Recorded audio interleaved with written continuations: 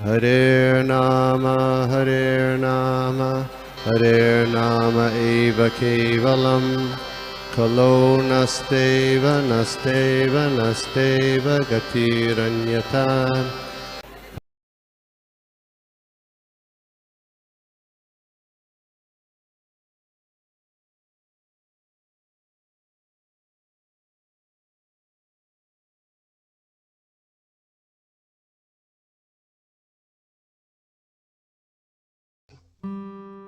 तो तृतीय स्कंद जिसका नाम है यथास्थिति, और अध्याय का नाम भी जब मैंने अध्याय का नाम पढ़ा आई वाज लाइक बहुत अच्छा नाम है, वो है ईश्वर के साम्राज्य का वर्णन। और श्लोक संख्या जो है वो है 14।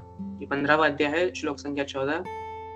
श्लोक है वसन्ति यत्र पुरुषा सर्ववैकुण्ठ मूर्तयः ये निमित्त निमित्तेन धर्मेणाराधयन् हरिम्। शब्दार्थ: वसंती निवास करते हैं, यत्र जहां, पुरुषाः व्यक्ति, सर्वे सारे, वैकुंठ मूर्तयः भगवान विष्णु की ही तरह चार भुजाओं वाले, ये वे वैकुंठ पुरुष, निमित्त इंद्रिय तृप्ति की इच्छा से रहित, निमित्तेन उत्पन्न, धर्मेण भक्ति द्वारा, आराधयन निरंतर पूजा करते हुए, हरिम भगवान की। अनुवाद और तात्पर्य जगत गुरु श्रीला प्रभुपाद जी महाराज के द्वारा। श्रीला प्रभुपाद की जय। अनुवाद है वैकुंठ लोकों में सारे निवासी पुरुषोत्तम भगवान के समान आकृति वाले होते हैं। वे सभी इंद्रिय तृप्ति की इच्छाओं से रहित होकर भगवान की भक्ति में लगे रहते हैं। तात्पर्य: इस श्लोक में वैकुंठ के निवासियों तथा रहन सहन के स्वरूप का वर्णन हुआ है। उसके निवासी पूर्ण पुरुषोत्तम भगवान नारायण जैसे होते हैं। वैकुंठ लोकों में कृष्ण का स्वांश नारायण के चतुर्भुजी रूप में प्रधान देव होता है, और वैकुंठ लोक के निवासी भी चतुर्भुजी होते हैं, जो भौतिक जगत की हमारी अवधारणा से सर्वथा विपरीत है। भौतिक जगत में कहीं भी हमें चार हाथों वाला मनुष्य नहीं मिलता। वैकुंठ लोक में भगवान की सेवा के अतिरिक्त अन्य कोई वृत्ति नहीं होती है, और यह सेवा स्वोद्देश्य नहीं संपन्न की जाती। यद्यपि प्रत्येक सेवा का विशेष फल होता है, किंतु भक्तगण कभी भी अपनी निजी इच्छाओं की पूर्ति की कामना नहीं करते। उनकी इच्छाएं भगवान की दिव्य प्रेमा भक्ति करने से ही पूर्ण हो जाती। ओम ज्ञानतिमिरान्धस्य ज्ञानाञ्जनशलाकया चक्षुरुन्मीलितं येन तस्मै श्रीगुरवे नमः। श्रीचैतन्यमनोभीष्टं स्थापितं येन भूतले स्वयं रूपः कदा मह्यं ददाति स्वपदान्तिकम्। वन्देऽहं श्रीगुरो श्रीयुतपदकमलं श्रीगुरुन् वैष्णवांश्च श्रीभूतं साक्षातं सहगणरघुनाथान्वितं तं सजीवम् साद्वैतं सावधूतं परिजनसहितं कृष्णचैतन्यदेवं श्रीराधाकृष्णपादान् सहगणललिता श्रीविशाखान्वितांश्च। हे कृष्ण करुणा सिंधु दीनबंधु जगतपते गोपेश गोपिका कांत राधा कांत नमोस्तुते तप्त कांचन गौरांगी राधे वृंदावनेश्वरी वृषभानुसुते देवी प्रणमामि। वाञ्छाकल्पतरुभ्यश्च कृपा सिन्धुभ्यः पतितानां पावनेभ्यो वैष्णवेभ्यो नमो नमः। नमो विष्णुपादाय कृष्णपृष्ठाय भूतले श्रीमद्भक्तापस्मृतनमे हिमाचलपादाय नायकमुदायिनि गौरवनामने गौरवनामधारिणि। नमो विष्णुपादाय कृष्णपृष्ठाय भूतले श्रीमद्भक्तिवेदान्तस्वामिनि नामिनि। नमस्ते सारस्वती देवी गौरवाणी प्रचारिणि निर्विशेषशून्यमतिमश्चर्यकेश्वराय। जय श्री कृष्ण चैतन्य प्रभु नित्यानंद श्री अद्वैत गदाधर श्रीवासदि गौर भक्तवृंद। हरे कृष्ण कृष्ण कृष्ण हरे हरे हरे राम राम राम हरे हरे। कथंचन स्मृते अस्मिन् दुष्करं सुकरं भवेत् विस्मृते प्रीतम स्यात् श्री चैतन्य। तो और एक बार मैं सभी भक्तों का स्वागत करना चाहता हूँ आज के इस भागवत कथन में, भागवत क्लास में। तो यह जो अध्याय जो है आज का, वह 15वां अध्याय है, जहां में अब तक हमने देखा है कि कैसे, actually let me give you summary देता हूँ, सारांश देता हूँ। पहले क्या होता है पहले श्लोक में कि एक्चुअली पिछले अध्याय में क्या होता है, हमें यह पता चलता है कि दिति जो है वो कश्यप मुनि ने उसे गर्भावित किया है, और उसके गर्भ में जो पुत्र है वह राक्षस है। तो वो राक्षस ऑर्डिनरी राक्षस नहीं है, वो बहुत शक्तिशाली है, शक्तिशाली पुत्र है, जिन्होंने ना क्या किया है कि पूरे ब्रह्मांड को पीड़ित किया है और बहुत ठेस पहुंचाई है, बहुत परेशानी पहुंचाई है। और इससे क्या हुआ कि पूरे ब्रह्मांड में अंधकार हो चुका है, सूर्य और चंद्रमा भी जो है वह प्रभावित हो गए हैं और सारे ग्रहों में अंधकार छा गया है। और तिथि जो है उसे मालूम है कि यह उसके पुत्रों की वजह से है, तो इसलिए वह उन्होंने अपने गर्भ में 100 वर्ष के लिए वो पुत्र जो है अपने गर्भ में रखे, ताकि वह देवताओं को परेशानी नहीं पहुंचे। तो देवगण जो है वो इतने परेशान हो गए हैं कि तो वह जानना चाहते कि इसका यह अंधकार जो है वो किस वजह से है। तो वह किससे पास जाते हैं? वो ब्रह्मा जी के पास जाते हैं, जो सृष्टि के पालन करता है, जिन्होंने सृष्टि निर्माण की है। और वह जाते हैं मार्गदर्शन मांगने के लिए। और ब्रह्मा जी फिर कहते हैं कि यह जो पूरा ब्रह्मांड जो है, ये पूरा ब्रह्मांड किसने बनाया है? भगवान श्री कृष्ण ने बनाया है। तो सब कुछ जो है वो कंट्रोलर है, वह नियंत्रित करते हैं। तो वो देवतागण को आश्वासन देते हैं कि यह ईश्वरीय ये व्यवस्था है, भगवान की इच्छा से यह सब हो रहा है, तो परेशान होने की कोई कारण नहीं है। तो देवतागण जो है वो पूछते हैं इसका कारण क्या है। तो ब्रह्मा जी कहते हैं कि मेरे 4 पुत्र हैं, चतुर कुमार, सनक सनातन सनंदन सनत कुमार, ये मेरे 4 पुत्र हैं और वह इस देहात्म बुद्धि से परे हैं और वह उनकी इच्छा से वह इस पूरे ब्रह्मांड में घूमते हैं। भौतिक जगत हो, आध्यात्मिक जगत हो, जो उनकी इच्छा हो वो भ्रमण करते हैं। तो एक बार क्या हुआ कि वह वैकुंठ लोक गए और वैकुंठ लोक जाके वैकुंठ लोक में क्या है वह आज इस श्लोक में ब्रह्मा जी हमें कह रहे हैं। तो पुनः इसका अनुवाद पढ़ना चाहता हूँ, बहुत एक इंटरेस्टिंग अनुवाद है ये। वैकुंठ लोकों में अनुवाद है, वैकुंठ लोकों में सारे निवासी पुरुषोत्तम भगवान के समान आकृति वाले होते हैं। वे सभी इंद्रिय तृप्ति की इच्छाओं में से रहित होकर भगवान की भक्ति में लगे रहते हैं।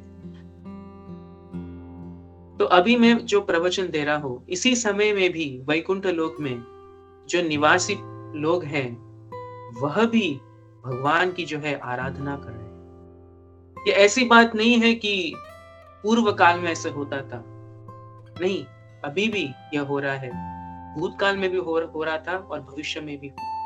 क्योंकि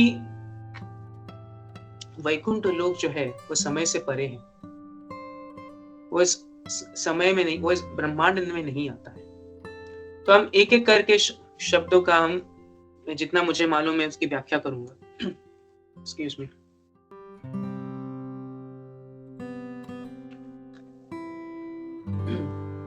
तो इधर पहला शब्द जो है वो है वसंती। वसंती, यह जो शब्द है वह संस्कृत का जो धातु है वस, उससे आता है, जिसका अर्थ है कि जहां पे लोग रहते हैं, जहां पे लोग निवास करते हैं। तो किसी स्थान में अगर कोई व्यक्ति है या मौजूद है या निवास कर रहा है, तो इस क्रिया को इस शब्द से इसी शब्द से हम कहते हैं वसंती, इस शब्द से।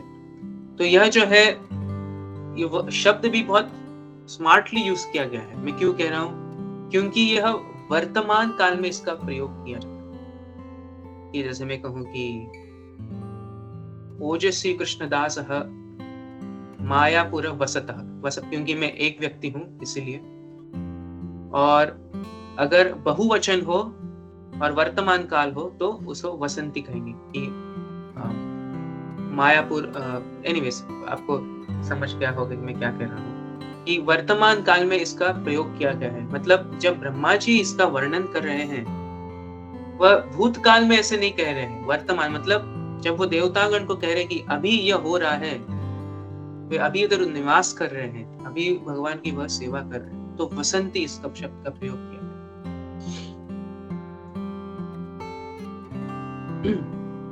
तो यह जो है तो कोई कहानी नहीं है, क्योंकि कभी कभार क्या होता है, जब हम कहानी कहते हैं तो हम कभी कभी कहते हैं कि वंस अपॉन अ टाइम ये हुआ था, एक राजा था, एक रानी थी, ऐसे नहीं। This is what is present tense, वर्तमान काल का बहुवचन रूप है ये। और वैकुंठ लोक में अब ये पहुंचे कैसे, क्योंकि उन्होंने भक्ति की है। इसके बारे में हम थोड़ा सा एंड में इसके बारे में बात करेंगे, क्योंकि इस पर बहुत विस्तार से हम बात करने वाले हैं। क्योंकि उन्होंने मुक्ति प्राप्त की, इसलिए वह वैकुंठ लोक में वह निवास करते हैं। अब वसंती यत्र, यत्र मतलब वैकुंठ लोक। तीसरा शब्द आता है पुरुषाह। अब पुरुषाह ये जो शब्द है उसका अर्थ है कि जो लोग वहां रहते हैं। पुरुषाह मतलब जो लोग जो है वो जो वहां रहते हैं। अब पुरुष अगर हम कहें तो इसका अर्थ है कि यह एक ही कि किसी एक लिंग के बारे में बात कर रहा है। एक्चुअली नहीं, यह एक क्या कहते हैं, शेयर्ड जेंडर है। I am not sure how to say shared gender in Hindi. मतलब पुरुषा का इधर अर्थ है स्त्री एवं पुरुष। ऐसे नहीं कि सिर्फ पुरुष ही वहां रहते हैं, स्त्रियां भी वहां रहती हैं। और यह जो है वह भी बहुवचन रूप में है। यह दर्शाता है कि ऐसे नहीं कि सिर्फ पुरुष वहां रहते हैं, पुरुष और स्त्री दोनों वहां रहते हैं। और अगले श्लोक में हम यह भी देखेंगे कि कैसे वहां झाड़ियां भी है, वहां क्या कहते हैं, पशु पक्षियां भी उधर हैं। So it's not only mails और जस्ट पुरुष, स्त्रियां भी वहां हैं। तो वसंत यत्र पुरुषा सर्वे वैकुंठ मूर्तयः। सर्वे जो है, सारे जो है, so not only mails, even females also, ठीक है। सर्वे ऑल वैकुंठ मूर्तयः, तो उनका रूप जो है वो भगवान जैसा ही है। वैकुंठ मूर्तयः का अर्थ है भगवान जैसा है। शब्दार्थ में भी हम देखेंगे, कहा गया है कि भगवान विष्णु की ही तरह चार भुजाओं वाले, कि उनके जो है चार भुजाएं। तो इस संबंध में तृतीय स्कंद के 29 अध्याय में 13वें श्लोक में एक इसका वर्णन किया गया है। बहुत प्रसिद्ध श्लोक है। सालोक्य साष्टि सामीप्य सारूपिकत्वम अप्युत दीयमानं न गृह्णन्ति विना मत् सेवने जना। तो विना मत् सेवनम जना, तो इसका इस श्लोक का अर्थ क्या है कि अगर किसी शुद्ध भक्त को, शुद्ध भक्त का क्या है, उसको कोई भौतिक इच्छा तो है नहीं, पर अगर इस शुद्ध भक्त को अगर हम चार प्रकार की मुक्ति जो है, 5 प्रकार की अगर मुक्ति प्रदान करें, तभी उसको स्वीकार नहीं करेगा। दीयमान मतलब दे रहे हैं, न गृह्णन्ति लेगा, प्राप्त नहीं करेगा। क्यों, उसका हम देखेंगे। तो क्या है सालोक्य, कि एक ही लोक में होना। साष्टि, सामीप्य, साष्टि मतलब जितनी धन संपत्ति, जितना भी जो है भगवान के समान होना। फिर सामीप्य मतलब भगवान के आमने सामने होना। सारूप्यकत्वम, सारूप्य मतलब उनका जो रूप जो है भगवान जैसा ही होना। और एकत्वम मतलब भगवान में लीन होना, ब्रह्म ज्योति में लीन होना। दीयमानं न गृह्णन्ति मतलब देने के बाद भी शुद्ध भक्त उसको स्वीकृत नहीं करते। तो श्रील प्रभुपाद जी अपने तात्पर्य में बहुत सुंदर तरीके से लिखते हैं कि जो लोग जो है, जो वैकुंठ लोक में निवास कर रहे हैं, उनकी जो है उनकी इच्छा नहीं है कि उन्हें वैकुंठ लोक में रहना है, उनको 4 भुजाएं चाहिए, वो उनकी इच्छा नहीं है। पर क्योंकि उनको मेरी सेवा करनी है, इसलिए वह स्वीकृत करते हैं। क्योंकि एक प्रश्न उठता है कि अगर देने के बाद भी अगर भक्तों को नहीं चाहिए, तो ऐसे क्यों है कि ऐसे लोगों में ऐसे पुरुष हैं, ऐसे जीव हैं जो भगवान की सेवा कर रहे हैं, 4 भुजाओं वाले भक्तगण हैं। क्योंकि भगवान की इच्छा है कि कोई मेरा कि उनकी कोई सेवा करे। तो जीव कहता है क्यों नहीं, मैं यह स्वीकार करने के लिए राजी हूं। तो इसलिए ये जो 5 प्रकार की जो मुक्तियां हैं, शुद्ध भक्त तभी उसको नहीं चाहिए, उसकी इच्छा नहीं है, भौतिक इच्छा भी नहीं है और उसकी कोई आध्यात्मिक इच्छा भी नहीं है। बस उसकी एक ही इच्छा है, वो है कि उसे भगवान की सेवा करे। तो भगवान की अगर इच्छा हो कि यह करे तो वो कर लेगा। तो अगर उसको अर्पित किया जाए तो वो उसको स्वीकार कर लेगा। इसलिए इधर वैकुंठ मूर्ति शब्द का प्रयोग किया गया है। इस श्लोक से हम यह भी बता सकते हैं कि किस तरह से इस श्लोक लिखा गया है, कि बहुत सोच समझ के लिखा गया, कि मतलब इसके काल के बारे में बताया गया कि वर्तमान काल है, किस प्रकार के लोग हैं, उनका जो फॉर्म है, रूप है, उनका रूप कैसा है। Very detailed information given in such small words. बहुत छोटा श्लोक है पर डिटेल इंफॉर्मेशन दी गई है। तो वसंती यत्र पुरुषा सर्वे वैकुंठ मूर्तया। फिर अगली लाइन है, ये अनिमित्त निमित्तेन। तो इसका अर्थ क्या है कि ये मतलब ये जो वैकुंठ के निवासी है, अनिमित्त, कि उनका कोई व्यक्तिगत उद्देश्य नहीं है। कि अनिमित्त मतलब व्यक्तिगत उनका उद्देश्य कोई नहीं है, जिनसे उनकी इच्छा हो रही है कि उनकी वो भगवान की पूजा करें, जैसे वो प्रेरित हो रहे हैं कि मुझे भगवान की पूजा करनी है। तो इसलिए शब्दार्थ में भी लिखा गया है कि इंद्रिय तृप्ति की इच्छा से रहित, उनकी कोई इच्छा नहीं है, पर उनको सिर्फ एक ही इच्छा है, वो है भगवान की सेवा करनी। ऐसे नहीं कि मैं भगवान की सेवा करूंगा और मुझे एक बहुत सुंदर स्त्री मिलेगी, या मुझे बहुत सारा धन मिलेगा, मुझे बहुत सारे फॉलोअर्स मिलेंगे। नहीं, ये उनकी इच्छा नहीं है। भौतिक जगत में जो जीव जो है वह 3 गुणों से बंधा हुआ है, तो इसलिए उसकी इच्छाएं होती है। इसलिए औलिक शब्द है संस्कृत में, वो है वासना।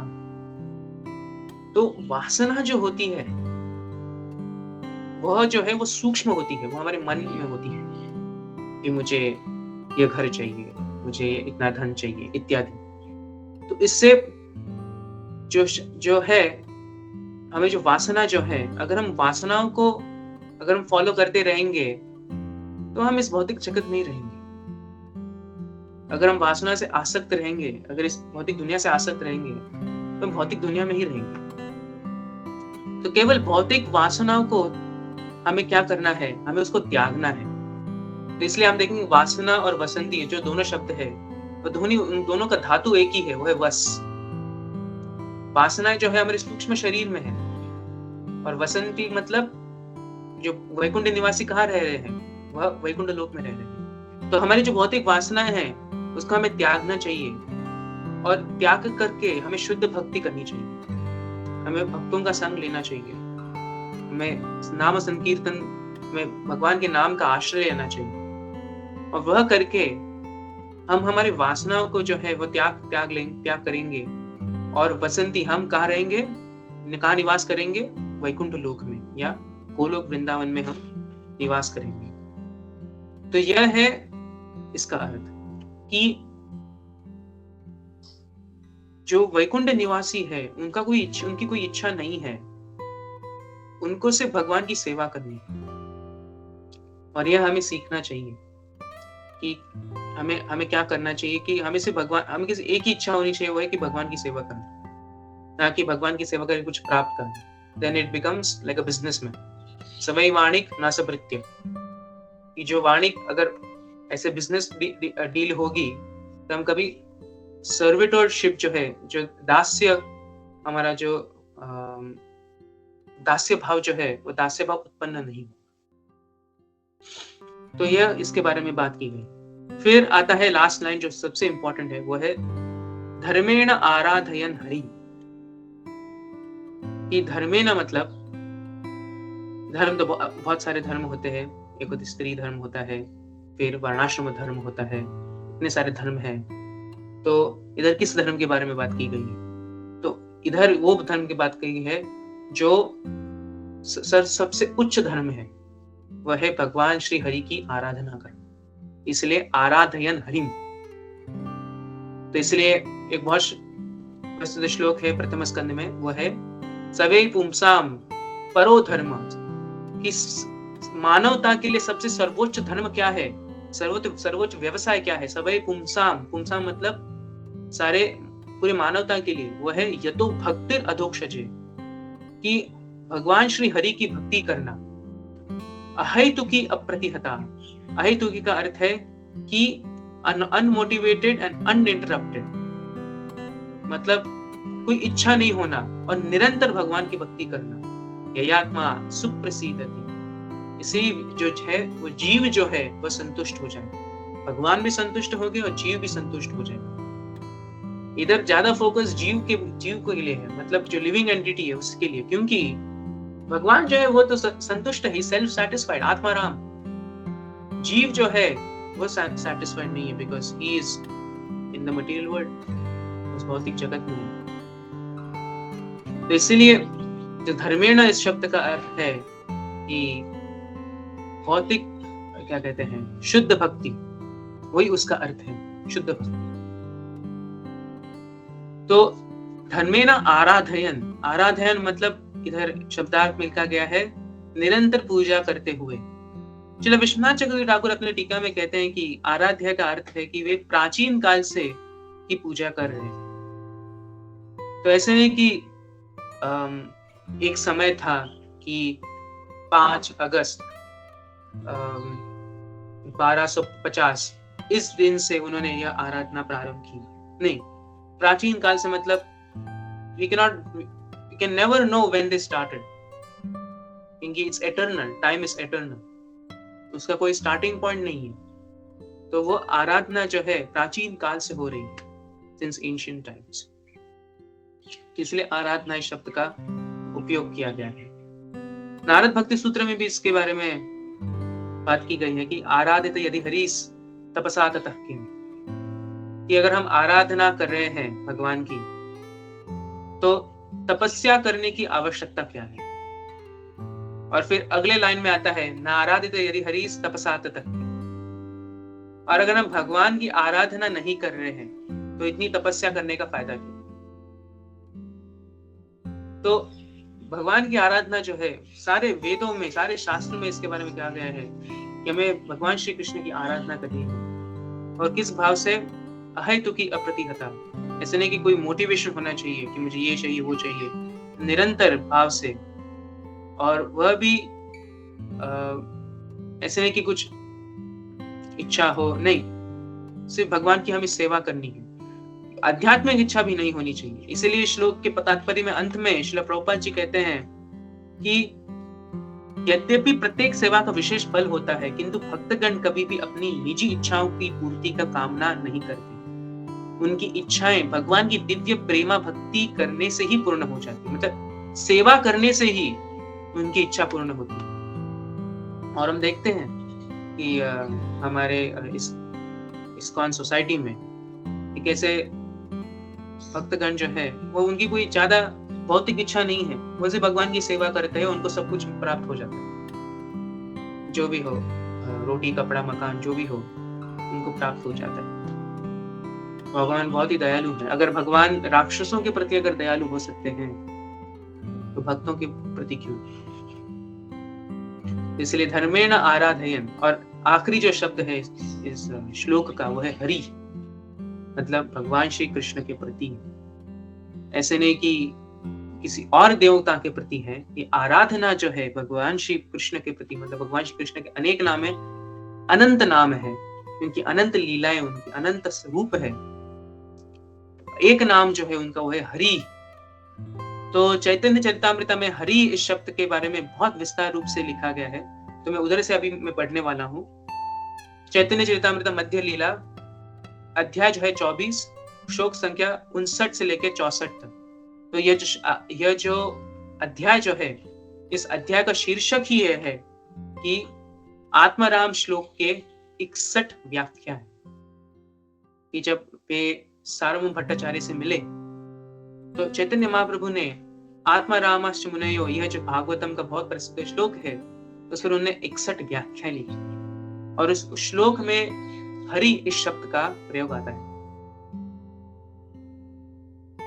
क्योंकि श्लोक के अंत में क्या आता है, इत्थम भूत गुणो हरि ही, हरि ही शब्द का अर्थ है। तो हरि शब्द का अर्थ क्या है, तो इसके बारे में हम देखेंगे कि हरि शब्द नाना अर्थ दो ही मुख्यतम, कि हरि इस शब्द है जिसके अनंत अर्थ हैं, पर दो अर्थ जो है वो एकदम मुख्य है। वो क्या है, सर्व अमंगल हरे प्रेम दिया हरे मोह, कि भगवान जो है अपने भक्त का सारा अमंगल हर लेते हैं। और दूसरा अर्थ है कि वे भगवत प्रेम द्वारा मन को आकृष्ट करते हैं।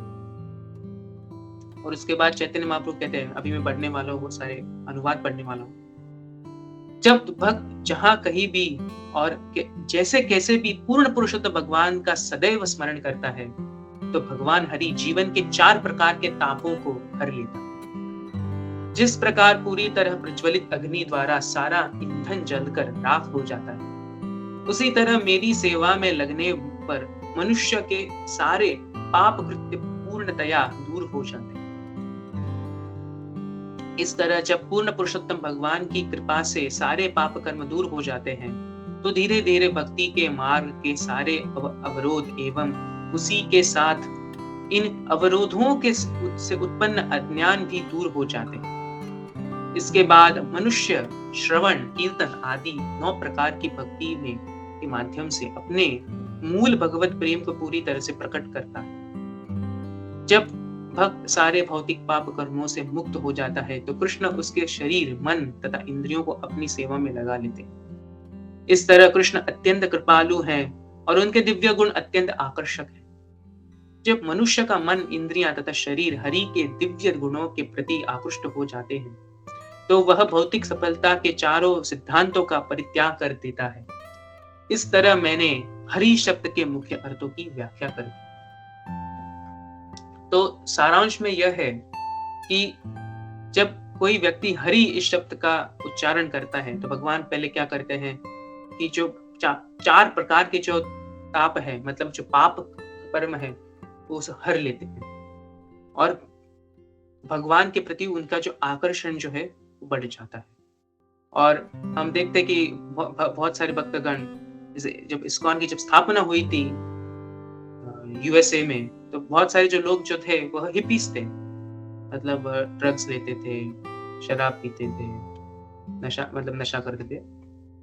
तो वो बहुत सारे पाप करते थे, पर क्योंकि उन्होंने हरिनाम का आश्रय लिया, तो यह जो पाप करने की उनकी जो प्रवृत्ति जो थी वो दूर हो गई और भगवान के नाम गुण लीला के बारे में श्रवण करने की इच्छा जो है वो पुनः प्रकट हुई, क्योंकि वो उनके हृदय में ही है, सबके हृदय में ही है। वो सिर्फ कवर्ड होती है, वो अभी साफ करने के बाद उनको वो अनकवर्ड हो गई। तो इससे क्या हुआ कि उनकी जो इच्छाएं जो थी, कि जैसे इधर कहा गया कि भौतिक सफलता के 4 सिद्धांतों का परित्याग कर देते हैं, मतलब धर्म, अर्थ, काम, मोक्ष की जो इच्छा थी उन्हें सब त्याग कर दिया और भगवान के नाम का श्रवण और कीर्तन करना पुनः प्रारंभ किया। 10वें स्कंद में भी इसके बारे में लिखा गया है कि यस्याम अनुगृह्णामि हरिष्यत धनम शनैः ततो जन्म त्यजन्तस्य स्वजना सुख दुःख दुःखितम्, कि यदि भगवान किसी के प्रति विशेष कृपा करते हैं, तो पहले वो क्या करते हैं कि वो धीरे धीरे उसका जो धन जो है वो छीन लेते हैं। और क्या होता है, व्यक्ति तो अब दरिद्र हो गया है, तो उसके जो सारे संबंधी जो है, जो मित्र जो है, वो उसे त्याग देते हैं। इधर संबंधी और मित्र का अर्थ है जो भौतिक संबंधी जो है, जो भौतिक मित्र जो है, वो त्याग देते हैं, पर भक्त जो है, भक्तगण, वो उसे त्यागते नहीं। तो इसी प्रकार से एक के बाद उसे संकट भोगना पड़ता है। और हम श्रील प्रभुपाद जी की अगर जीवन शैली अगर हम देखेंगे, तो वे जब गृहस्थ जब थे, तो कहा गया कि वह 64 माला पर थे और उनका बिजनेस बहुत अच्छा चल रहा था। पर एक समय क्या हुआ कि उनका बिजनेस जो है अच्छा नहीं जा रहा था, वो एक्चुअली डूब रहा था और परिवारजन भी जो थे वो उतने सपोर्टिव नहीं थे उनकी कृष्ण कॉन्शियसनेस के प्रति। तो उनको क्या करना पड़ा, उनको घर छोड़ के उनको वानप्रस्थ आश्रम जो है स्वीकार करना पड़ा। तो अगर इधर हम देख सकते कि भगवान ने क्या किया, भगवान ने सारे धन संपत्ति जो है सब छीन ली और शिला प्रभुपाद ने क्या किया? क्या शिला प्रभुपाद ने अपने माला करने बंद कर दिए? नहीं। उनको लगा ये तो मुझे अपॉर्चुनिटी है भगवान की और सेवा करने की, तो उन्होंने वानप्रस्थ आश्रम जो स्वीकार किया और उसके बाद उन्होंने संन्यास आश्रम स्वीकार किया and the rest is history. उसके बाद जब जो उन्होंने किया वो अगर हम हिस्ट्री देखेंगे, इतिहास देखेंगे इस पूरे भविष्य, इस पूरे विश्व का, इस पूरे विश्व में इतिहास में किसी व्यक्ति ने पूरे ब्रह्मांड में भ्रमण करके कृष्ण भावनामृत का प्रचार नहीं किया। सारे आचार्य महान है, उनकी जो कंट्रीब्यूशन जो है संप्रदाय के लिए वो तो एक्सेलेंट है, नो डाउट। पर जो शिला प्रभुपाद जी ने किया, इट्स अनइमेजिनेबल कि उस स्थिति में, उस क्या कहते हैं, उस आयु में जाना, प्रचार करना, म्लेच्छ और यवन जैसे लोगों को जो इंडियन कल्चर को देख के बोलते थे ये तो सबसे नीच कल्चर है, नीचे वाला कल्चर है, वेरी डर्टी प्लेस, ऐसे लोगों को कृष्ण भावना भावित किया। अनइमेजिनेबल, किसी ने इसका विचार भी नहीं किया होगा, पर Srila Prabhupada did it. The proof is in the pudding.